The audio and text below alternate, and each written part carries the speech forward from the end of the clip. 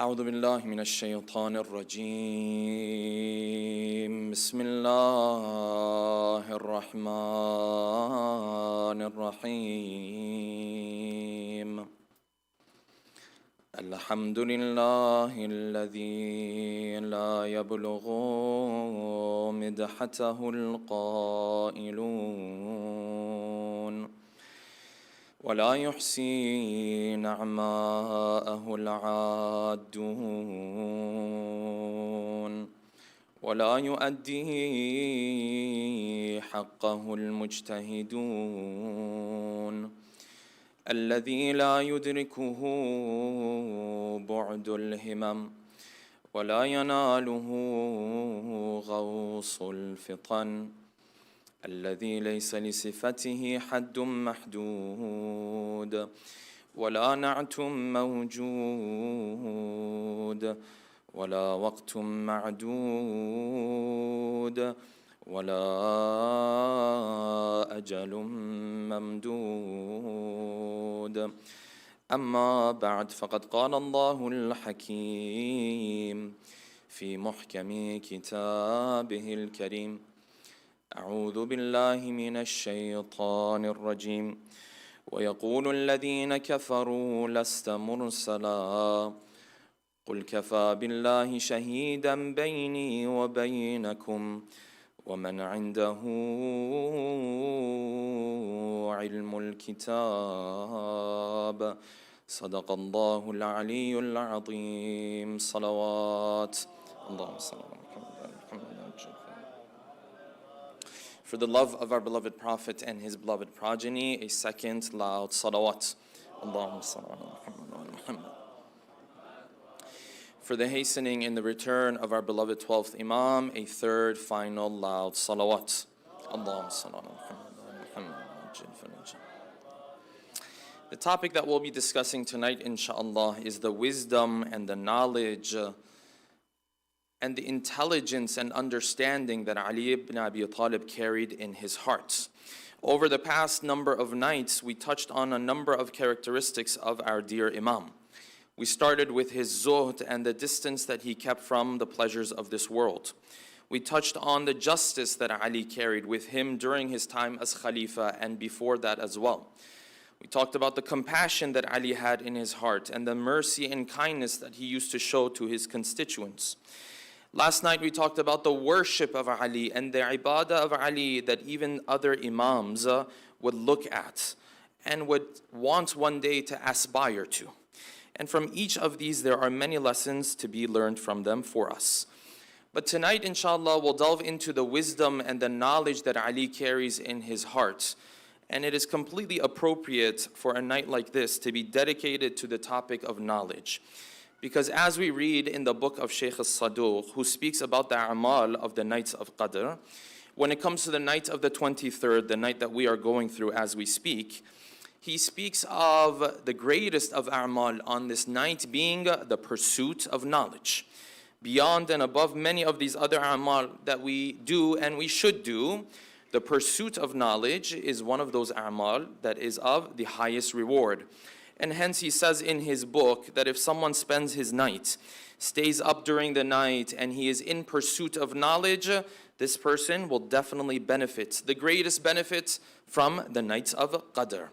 Therefore tonight we want to kneel in the presence of our first Imam and benefit from his knowledge a little bit as his students and his followers. And therefore tonight we'll delve into the topic of the wisdom of Ali. And in order to do so, we'll pose the following questions. Number one, what lines did Imam Ali utter that no other companion of the Prophet has ever said or will ever say, that spoke of the deep knowledge that Ali carried in his chest and in his heart?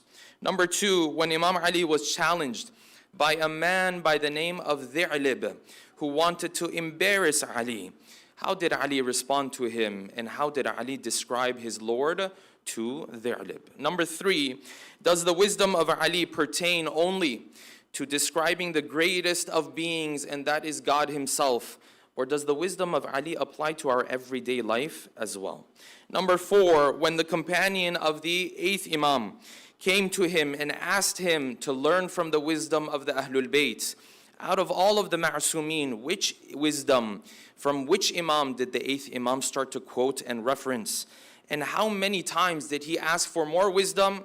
And how many times did he grant him more of the wisdom of the Ahlul Bayt? And number 5, and finally, when the companion of the 8th Imam asked the 8th Imam, Ya ibn Rasulullah, why is it that the Prophet is given the title Abul Qasim?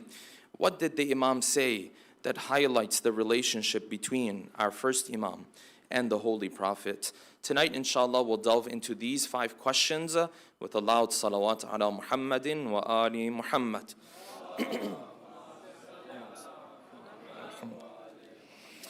The reality is the first Imam was very open about the idea that he carried a knowledge in his heart that no other companion of the Prophet carried in his heart.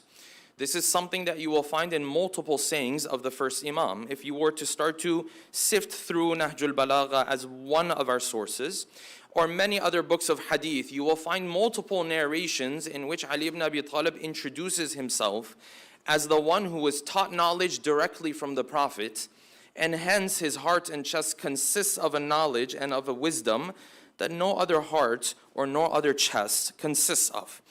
And hence you find even the grandchildren of Ali in Imam al-Baqir salawatullahi wa salamuhu alayhi speak of this idea, and hence you find Imam al-Baqir says that my great-grandfather Ali was taught knowledge by the Prophet 1,000 doors of knowledge. And from every door, another 1,000 doors would open. This is an indication that you may not come to the end of this knowledge, or it might be difficult to come to the end of this knowledge when you hear numbers of this sort. And the reality is it's mentioned in more than one narration or 2 narrations. A multitude of narrations speak of this idea. And this idea was so well known that you find even within the Sunni traditions, you will find traces of this idea, where the knowledge of Ali is known to be a different type of knowledge. How, who taught him, and all of that, we're setting aside all of that discussion. The discussion we're having tonight is not a discussion on polemics. It is a discussion on the knowledge of Ali. And hence you find Ahmad ibn Hanbal, he has his book Fadhal al-Sahaba, and in that book he narrates bi-isnadin sahih, with a reliable chain of narrators. He says that when Ali was asked himself about his own knowledge, he said, Inni uhaddithu bi-ni'mati Rabbi. I speak, and my speech and my knowledge is inspired by Allah subhanahu wa ta'ala. This knowledge is not just my own knowledge. It's not something I learned at the school. I learned this from somewhere else. And he continues to explain that this knowledge was granted to him through the prophets. So he says, I am the one. Kuntu wallah. By Allah, I am the one. إِذَا سَأَلْتُ. When I used to ask the Prophet questions, u'atitu, the Prophet would give me the answer. وَإِذَا سَكَتُّ. And when I would go quiet, ubtuditu, the Prophet would start discussing with me, and the Prophet would start answering my questions himself. Hence, he is constantly receiving this knowledge from the prophets. And he continues and he says, no, ala ma bayna al-jawanihi minni. Between my 2 sides and within my chest and between my 2 shoulders lies ilmun jammun. There is a deep knowledge that lies here. And hence you find that Ali has made a claim in history that no other companion of the Prophet who has ever dared to make this claim. And those are words that he uttered that other people would look at and they would say, only Ali speaks like this. No one else speaks like this. And that was the words that he used to say, Saluni, just come and ask me. And in some narrations he says, Saluni qabla an tafqiduni, ask me before you lose me. And hence you find Ahmad ibn Hanbal has also narrated this, again bi-isnadin sahih, with a reliable chain of narration, that he says, none of the other companions of the Prophet used to say Saluni. No one else used to sit there and say, come and ask me, come and ask me. No one else dared say these things, except Ali ibn Abi Talib used to say these things. And he would sit on the mimbar and he would say, Saluni qabla an tafqiduni, ask me before you lose this opportunity. This is a great claim. This is a big claim. You have to know what you're talking about when you make a claim of this sort. And hence you find the 5th Imam, while he is living his life, people used to come to him and ask him, is it truly the case that your great-grandfather Ali used to come and sit there and say, Saluni ma shi'tum, ask me whatever you like? And he used to say, yes, this is what Ali used to do. And if anyone else has any knowledge, it came from Ali. And then the narration says, the fifth Imam pointed to his house. He said, فَلْيَذْهَبِ النَّاسْ مَا شَاءُ, people can go wherever they want. But if they want knowledge, at the end of the day, they have to come here, pointing at his own house. These are lines that if you say, only fall into two categories. Either you really know what you're talking about when you say, come and ask me before you lose me. Or, God forbid, you have no idea what you're saying. It's one or the other. And if you look at the seerah of Ali, every Muslim would agree he wouldn't fall into the second category. Because he was not one to just open his mouth and say whatever comes to his mind. And hence you find multiple narrations where Ali sat on the mimbar, he said, Saluni qabla an tafqiduni. And one of those narrations is a narration that has been narrated in multiple books of hadith, early books of hadith. Shaykh al-Saduq and others have narrated, and this is the hadith known as Hadithul Dhi'lib. The name of Dhi'lib became etched in history for all the wrong reasons. Dhi'lib was that man who one time when Ali said, Saluni, ask me, he said, I'll challenge Ali today. He keeps saying, ask me, well, I will ask you, and I will embarrass you. And what followed and what continued turned into Hadithul Dhi'lib, and the name of Dhi'lib went down in history for all of the wrong reasons. Yes, you know, in sports they say, you don't want to end up on this person's highlights reel. Yes, you end up there, the way he dealt with you, always people will remember it. And Dhi'lib ended up here. So the narration says, Asbagh ibn Nubatan narrates, he says, after Ali was given Khilafah, he came into the masjid, he sat on the mimbar, he had with him the imamah of the prophets, and he had with him the sword of the prophets, and he had with him the sandals of the prophets, and he crossed his fingers into one another like this, and he said, Saluni amma shi'tum. Ask me of whatever it is that you want to ask. Saluni qabla an tafqiduni. Ask me before you lose me. Hada safatul ilm. This is the vessel of knowledge sitting in front of you. Hada lu'abu rasulillah. This is what the Prophet taught me. Hada ma zakkani rasulullah zakkan zakka. This is what the Prophet piecemeal to me every day. This is the knowledge that he gave to me. He continued, he said, Saluni fa inna indi ilm al-awwalina wal-akhirin. Ask me because within me lies the knowledge of those who came before us and the knowledge of those who will come after us. These are big lines. You and I will never dare say such things. He said, لَوْ ثُنِيَتْ لِي وَسَادَةٌ. If I had the opportunity, I would have shown you my knowledge. I would have judged amongst people. I would have judged amongst the people of Torah based on the Torah. I would have judged amongst the people of Injil based on the Injil. I would have judged amongst the people of the Quran based on the Quran, but in such a way that these scriptures, all three of them would come to life. And they would say, Sadaq Aliyun ma kadhib. Everything Ali said was true. There was no falsehood in what he said.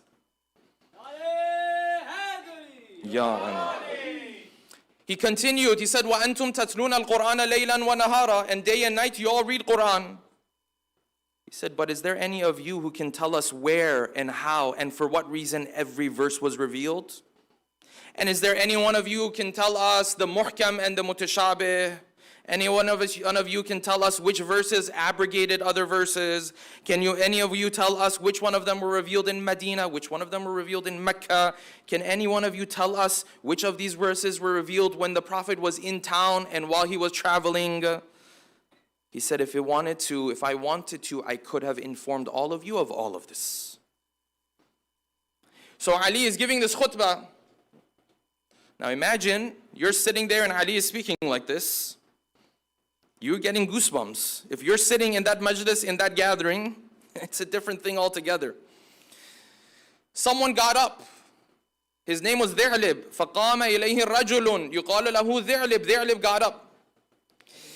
He said, you know what, this Ali, he keeps saying, ask me this, ask me that. لَقَدْ ارْتَقَى ابْنُ أَبِي طَالِبْ مِرْقَاةً سَعْبَةً. He made too big of a claim. لَأُخَجِّلَنَّهُ الْيَوْمِ. I will embarrass him today. He keeps sitting there saying, Saluni qabla an tafqiduni. I'll ask him some questions. So Dhi'lib got up. قال يا أمير المؤمنين. Say, يا أمير المؤمنين. هل رأيت ربك? Have you ever seen your Lord? This Lord you keep talking about. Have you ever seen him? And Ali turned to him. فقال ويلك يا ذعلب. Woe to you, because Ali knows he's not asking this question to understand. He's asking this question to do what? To challenge. He said, وَيْلَكَ يَا ذِعْلِبَ لَمْ أَكُنْ بِالَّذِي أَعْبُدُ رَبًّا لَمْ أَرَهُ. I am not one to worship a Lord I've never seen. That's not who I am. Dhi'lib got up, he said, okay, Ya Amir al-Mu'mineen, sifhu lana. Why don't you describe him to us? You say you've seen him. Describe him to us. And Ali said, وَيْلَكَ يَا ذِعْلِبْ. Woe to you. No one sees Allah subhanahu wa ta'ala through the eyes. وَلَكِنْ رَأَتْهُ الْقُلُوبِ بِحَقَائِقِ الْإِيمَانِ. But the hearts witness him through the faith that they have within themselves. You and I sit here, we read these lines 1400 years later. Sometimes you can barely make out what Ali is actually talking about. Imagine someone talking like this 1400 years before. He said, but fine, you asked me to describe my Lord for you. I'll describe my Lord for you. So he said, listen, my Lord, inna rabbi la yusafu bil bu'd. My Lord is everywhere. You can't say he's far. You also can't say he's near. He's everywhere. And my Lord, you cannot describe him as the one who moves, but you also cannot describe him by the one who's motionless. He's not like you and I. My Lord, you cannot describe him as the one who comes, and you also cannot describe him as the one who goes. Neither of these. He continued. He said, my Lord, latiful latafa. My Lord is the kindest and the most precise of all. La yusafu bil lutf. But you can't call him latif the way you call normal people latif. You and I say, God is kind, and what we mean is a little bit kinder than me. He said, Latiful latafa, la yusafu bil lutf. He said, my Lord, azimul azama. He's the greatest of all. La yusafu bil azam. But you can't call him great the way you call other things great. He said, my Lord, jalilul jalala. He's the most majestic of all of those who are majestic. But la yusafu bil ghilaz. But he is not severe and harsh. When you go to a king who's majestic, usually the king is what? Harsh, severe. You say the wrong thing, punish you, all of this. He said, Jalilul Jalala, la yusafu bil ghilaz. He said, Ra'ufur Rahma, he's the most forgiving. La yusafu bil riqqa, but you cannot describe him as the one who is sensitive and will be impacted by others. He is merciful, but you can't force him to do anything. And then he said these two lines. These two lines are my favorite. He said, Dhi'lib, my Lord, dakhilun fil ashya. He exists in everything. Ala ghayr mumazajatin, but without mixing with those things. He exists everywhere, within everything, but he's not a part of everything. Everything is a part of him, but he is not a part of everything. And he said, Kharijun anha, and he is outside of everything, ala ghayr mubayanatin, but he is not separate from anything. So he ended his lines, and the narration says, فَخَرَّ ذِعْلِبُ مَغْشِيًّا عَلَيْهِ. And Dhi'lib fell and he fainted. And when he came back to his senses, they said, Dhi'lib, what happened? He said, Tallah, I swear by God, I've never heard an answer like this, and I will never hear an answer like this. Hence, Ali was very open about Saluni qabla an tafqiduni. That's why you find when the Quran says, وَيَقُولُ الَّذِينَ كَفَرُوا لَسْتَ مُرْسَلًا. When the kuffar come to you, Ya Rasulullah, and they say, you are not a messenger of God, respond to them. قُلْ كَفَى بِاللَّهِ.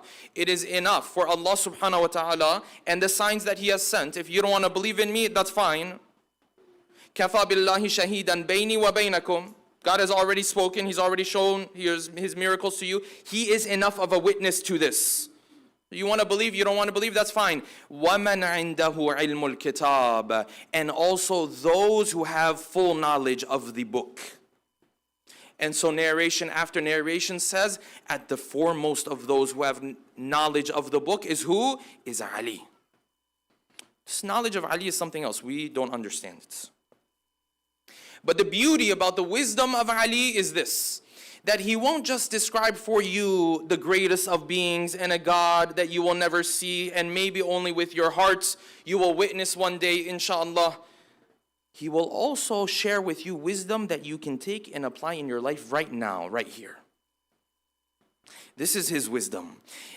When you talk to philosophers, you'll find this philosopher, he's in a different realm. He talks in words that you and I may not necessarily even understand sometimes. You might look at this intellectual, this philosopher, sometimes you walk away and say, that was a weird interaction.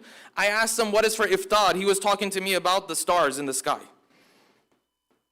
But that's who he is. He's a philosopher. He's an intellectual. That's where his mind constantly is, yes? And then you have the opposite of that. That is you and I. That is the layman. That is the person who's only thinking about over here. So you ask the guy about the stars in the sky. He'll tell you, yes, iftar, we have this tonight. This is who we are. So either you're up there or you're down here. Who's the one who's up there and down here too? Who's the one whose knowledge goes all the way up to the skies and the heavens? But can also tell you how to apply wisdom in your day-to-day life. That is Ali.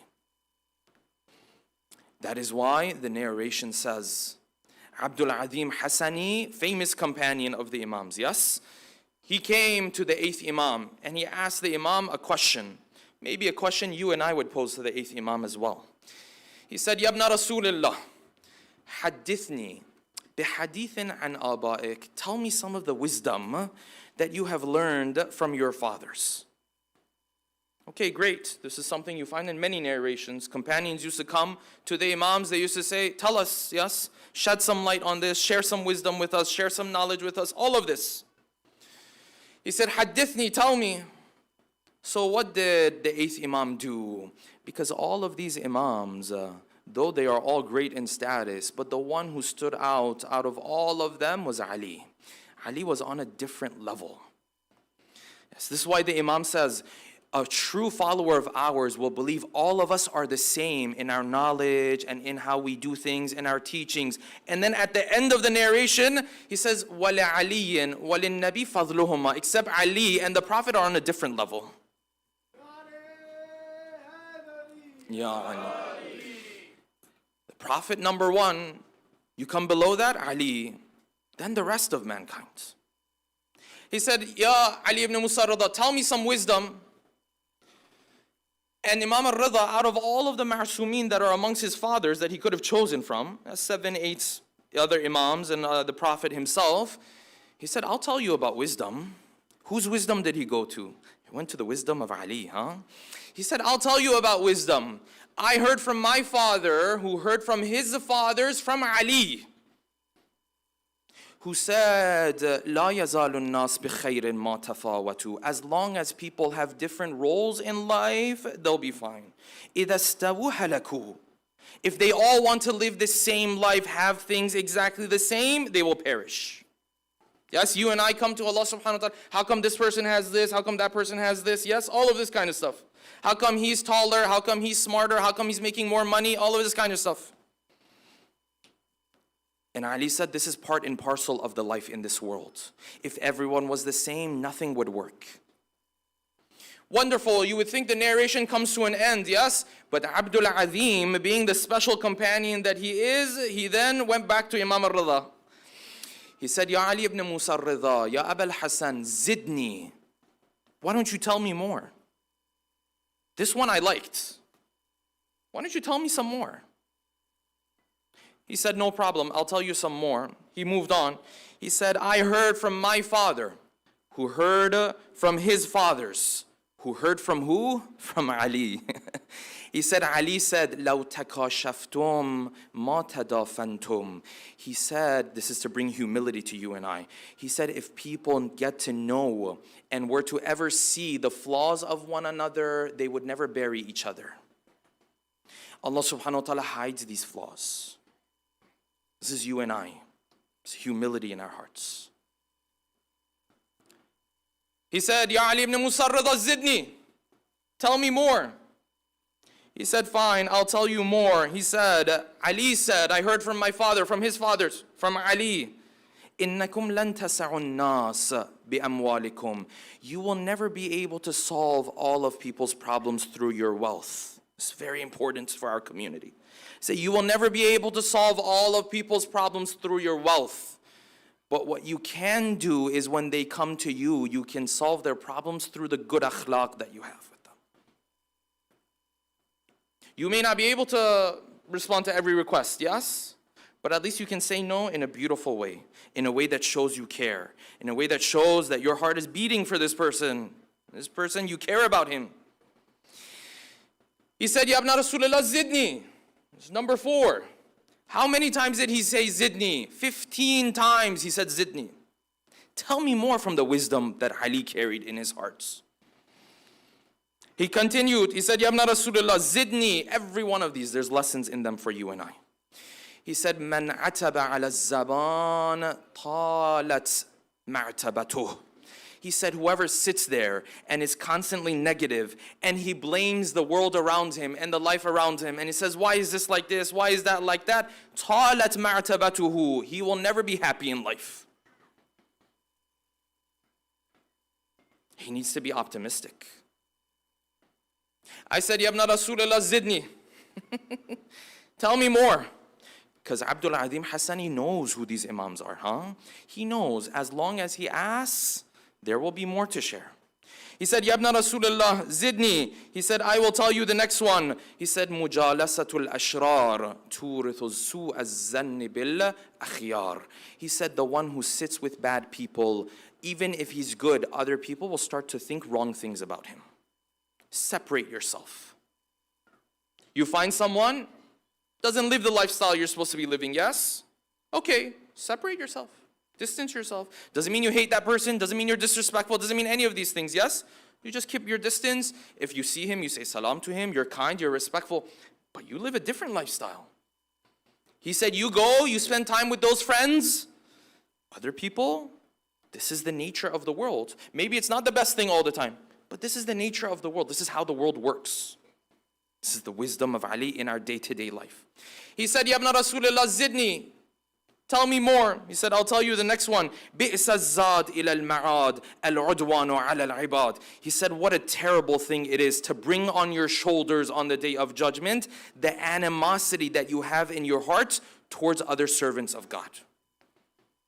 He said, make sure you don't show up with that in your hearts. You may not be best friends with someone, yes?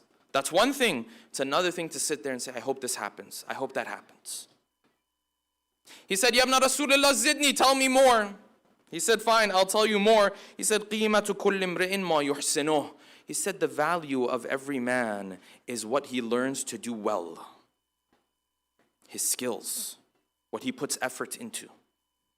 Ya ibn Rasulullah, zidni, tell me more. He said, هَلَكَ إِمْرُؤٌ مَا هَلَكَ إِمْرُؤٌ عَرَفَ قَدْرَهُ. He said, if anyone knows his worth, he will never lose in life. If you know your significance, your worth, you won't give in so easily to this sin, this terrible lifestyle, that terrible lifestyle. If you know where you're headed, what God created you for, ma halaka, this person will not perish if he understands his own worth. He continued 15 times.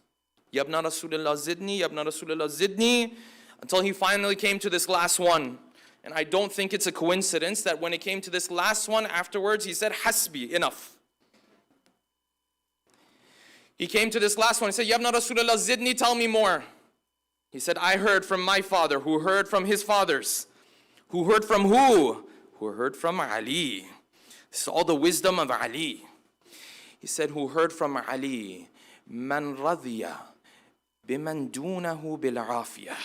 This one is a framework for our whole life. He said, "Man radhiya mimman dunahu bil afiyah, razaqahu Allah mimman fawqahu bis salama."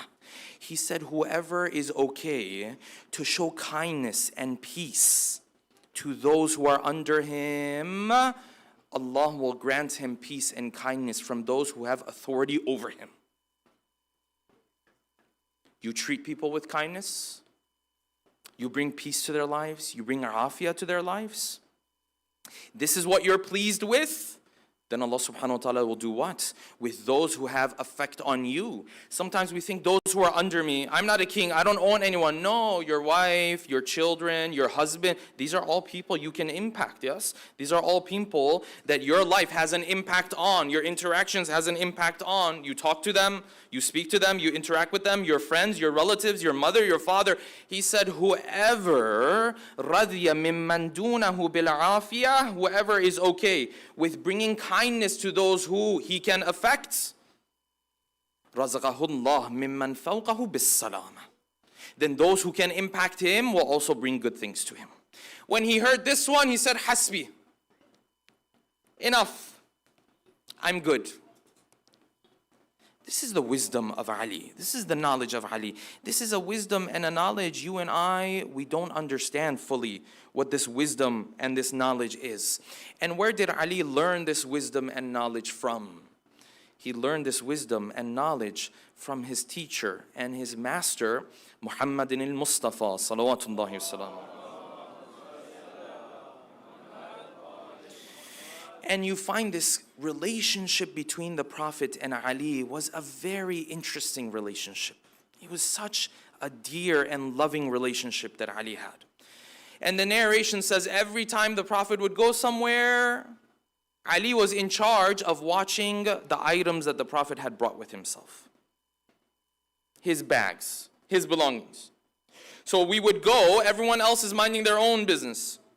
But Ali is doing what? Ali is watching the belongings of the Prophets. And as we come and go, every time we stop, he goes to take a look at the belongings of the Prophet. Did anything fall from it? Do the sandals of the Prophet need to be patched up? Does he need food? Does he need this? This relationship was a different thing. And this is why this relationship was responded to by the Prophet himself. It wasn't a one-way relationship. This was a two-way relationship. That's why Ali says, when I came to Masjid al-Quba once, and the Prophet was sitting there, and his companion sitting in front of him, all of a sudden I saw the Prophet tahallala wabtasama. He became so happy when he saw me. He smiled such that I could see his white teeth from his smile. Then he turned to me and the other companions. He said, Ma'ashira ashabi, now that Ali has come to you, God's rahmah and mercy has also come to you. And he got up and he said something that maybe the Prophet said only to a handful of people in his own life. He said, Ilayki ya Ali, ilayka, come to me, Ali, come to me. And the narration says he embraced me and my chest was touching his chest. And he said, Ma'ashira ashabi, my companions know, ruhuhu minni. His soul is from my soul, and his blood is from my blood, and his tinat and his essence is from my essence. This essence and this relationship was on a different level. You and I just speak a bit so we understand a little bit of what it's like. Otherwise, you and I will not understand what this relationship is truly like. Who understands what this relationship is truly like? I'll give you guys this gift. This is a gift. This narration is a gift. As we're out of the nights of shahadat, yes? Who understands this relationship that Ali had with the Prophet? This relationship, only another ma'asum understands it. You and I don't understand. And let me say this before I go into this narration. To the extent that you do good, your relationship with the Prophet also increases. Ali is, of course, the ultimate example, yes? But to the extent that you consider you do good and you get closer to what Allah subhanahu wa ta'ala wants from you, the narrations of the Prophet says, on the Day of Judgment, you will have a relationship with me too. This is for you and I too. But Ali is all the way at the top, so we have to talk about Ali for a second. I know I always keep the balance between the practical and the abstract and all of that kind of stuff. These last 10 minutes, I'm going to go a little bit abstract, yes? The narration says, Hasan ibn Ali ibn Fadhal, Ashabul Ijma, special companion of the 8th Imam. He came to the 8th Imam. This is narrated in Uyun Akhbar al-Ridha from Shaykh al-Saduq. He said, I came to the 8th Imam. I said, Yabna Rasulullah, can you tell me why is it that the Prophet was given the title Abul Qasim? The 8th Imam looked at me. He said, easy. He said, no problem, I'll tell you. He had a child called Qasim, passed away early. Hence he is given the title what? Abul Qasim. So Ali says, no, Ali ibn Hasan ibn Fadhal, the narrator, he says, I turned to Imam Rida, I said, هل تراني أهلا للزيادة? Do you find me worthy of sharing more with me? Can you go a little bit deeper? Yes, he's called Abul Qasim because he had a son, so on and so on. But is there a deeper meaning to this? قال نعم, he said, sure, I'll share with you a little bit deeper, we'll tell you. He said, you know why the Prophet is called Abul Qasim, why he was given this title? Because the Prophet said, أنا وعلي أبوا هذه الأمة. Yes, he said, Ali and I are the fathers of this ummah. Is that correct? He said, yes, this is correct. I've heard that narration. He said, and the Prophet was like a father to everybody else who was in his ummah, including Ali, because Ali was part of this ummah too. He said, yes, I understand, but he's still not able to get to Abul Qasim. What does this mean?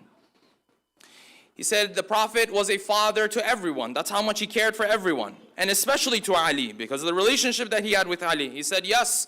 He said, and you know that Ali is Qasimun Nari wal Jannah. Ali is Qasimun Nari wal Jannah. Ali separates hell from heaven, yes? Because the love of Ali takes one to heaven if his deeds are good. And the hate of Ali takes one to hellfire. Because the narration says, Ya Ali, narrated in both schools of thought, La yuhibbuka illa mu'min. If someone loves you, he is within the camp of the believers. وَلَا يُبْغِضُكَ إِلَّا مُنَافِقٌ. And only a hypocrite dislikes you and hates you. Narrated in both schools of thought, multiple chains. So the love of Ali is that differentiator, not just because Ali is God's favorite for no reason, it's because his characteristics are so great. He is the standard. If you love Ali, you love everything that is good. That's just how it works. And if you hate him and you dislike him, you dislike everything that's good out there. So, La yuhibbuka illa mu'min, the Prophet said, this was the standard the Prophet gave to us. So he said, Ali ibn Hasan ibn Fadhal, is this true? Yes, you know this, right? That Ali is Qasimun Nari wal Jannah. His love at the end of the day is going to separate those who end up here and those who end up there. He said, yes, Ya Rasulullah, I know about this. He said, put 2 and 2 together. He said that the Prophet, if the Prophet is like a father to Ali, and if Ali is Qasimun Nari wal Jannah, what else would that make the Prophet other than Abul Qasim? Salawat. Allahumma salli ala Muhammad wa Muhammad ajil farajah. This relationship that the Prophet has with the first Imam, we don't understand. It's on a different level. Yes. This narration, I opened the book. I think it's coincidence. There's nothing holy happening here. I opened the book in the shrine of Imam Ali when we went for ziyarah this last time. It was after Fajr. Most of the people in our ziyarah trip, alhamdulillah, they went for Fajr every day. I only went for one day. They went every day. This one day I got the chance to finally go. I opened Uyun Akhbar al-Ridha. This narration opened up. So I think it's your nasib and it's your rizq. He said this is why the Prophet is called Abul Qasim. And what can you and I say about Ali in the praise of this man and how we are supposed to walk in his footsteps? Because these things that we put in the praise of Ali, I want to be clear, it's not for you and I to just sit there and praise him. No, he's expecting you and I to walk in these footsteps. They're big footsteps. He went too far. He went way farther than you and I can go. But he expects you and I to come. Right? This is why you guys say, Aise hote hai Ali ka nokar. Yes? This is what Allah subhanahu wa ta'ala expects from us. He expects for us to walk in these footsteps. This is how the companions of Ali were. And so there is a Farsi poet. He has a beautiful poem. His name is Shahriyar. He's passed away a couple decades ago. He passed away. He said a poem about the praise of Ali. And this poem is so powerful in Farsi, it became one of the classics. Anytime you want to speak about Imam Ali, you know this poem. If you're in school, you memorize the poem. Yes, it starts with Ali ay Humayy Rahmat. Yes. O Ali, you represent God's mercy, and it continues. So he had a line in this poem. The line in this poem was what? The line in the poem was Boro ey gedای مسکین در خانه علی زن. Oh, the needy one, the less fortunate, the one who needs help, financial help, yes? The miskin, as the Quran talks about miskin. Boro ey gedای مسکین در خانه علی زن. If you are in need, go and knock on the door of Ali. Take your request to Ali if you need financial help. که دهد از گدا Yes, که علی که نگین پادشاهی دهد از کرم گدا را. Because if you go and knock on the door of Ali, Ali will take off his own ring of nobility and place it in your hands. This is the lines in the poem. So this great scholar, he had studied and taught for many years. And it was now time for him to retire from his classes and so on and so forth. His students went to him for the final time, final class. And as the class came to an end, they turned to him. They said, any final words? All these classes we've attended. He said, yes, I've been thinking about this famous poem of Shahriyar. This is the original poet. I've been thinking about these famous lines of Shahriyar, and we need to fix these. They're incomplete. They don't do justice to Ali. I said, why? I mean, these are classics. Everyone knows these lines. If you need something, go to the house of Ali, go to the door of Ali, knock on his door, then he will give you, yes, the ring of greatness and nobility. These are wonderful lines. This is a praise of Ali. What's the problem with these? He said, it's not wrong, it's not bad, but it doesn't do justice to the way Ali used to live his life. This is the biggest lesson from the life of Ali, huh? He said it doesn't do justice to his life. I said, well, if you are making such a big claim and you want to cross out the poem of Shahriyar, this great poet, well, do you have anything to replace it with? I mean, what else are you going to say that's above this? That is more in line with how Ali used to actually live his life and used to spend his nights? He said, yeah, I put something together. I put a line together. He said, Maro ey gedai miskin, O the needy one, don't go to the door of Ali and don't go knocking on the door of Ali. Don't go knocking on his door. What do you mean? He said, Maro ey gedai miskin to dar saray Mawla. Don't go knocking on the door of Mawla. Why shouldn't I go knocking on the door of Mawla? He's generous, he will give to me. He will take the ring of greatness and nobility and place it in my hands. Why shouldn't I do that? He said, don't go knocking on his door. Why? Why shouldn't I go? Because Ali himself will come at night time.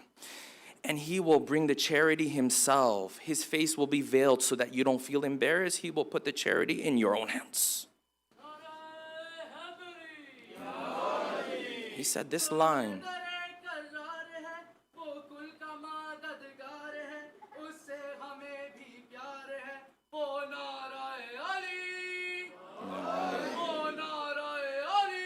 Ya Ali.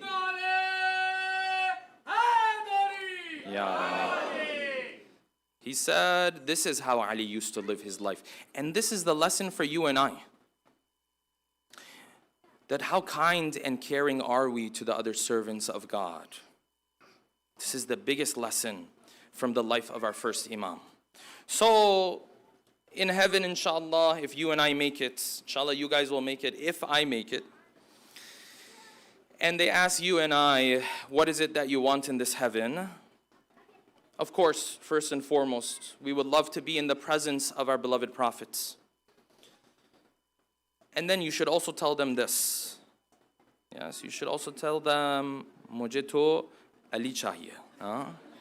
Saying, I want to be in the presence of Ali. Imagine what that circle will look like in heaven, where you sit and Ali shares of his wisdom one after another. And with that, inshallah, we'll bring these 5 nights to an end. Let us take a moment to recite Surah Al-Fatiha and pray for those who are in need and in difficulty. Oh Allah, all of those who are in difficulty and in need, Ya Allah, grant them health and afiyah, insha'Allah. Oh Allah, all of those who have hajat, all of those who have things in their mind that they've come to you on a night like this to ask Allah subhanahu wa ta'ala for, as we enter this final and last night of Qadr. Oh Allah, grant them their hajat and their requests, insha'Allah. Ya Allah, all of those who have worked hard, our dear volunteers who every night wait until everyone else is fed and then finally sit down and have their iftar. All of those who've sponsored, all of those who've given from their time, from their energy, from whatever, all of those who've contributed to our gatherings. Ya Allah, bless them and their families, insha'Allah.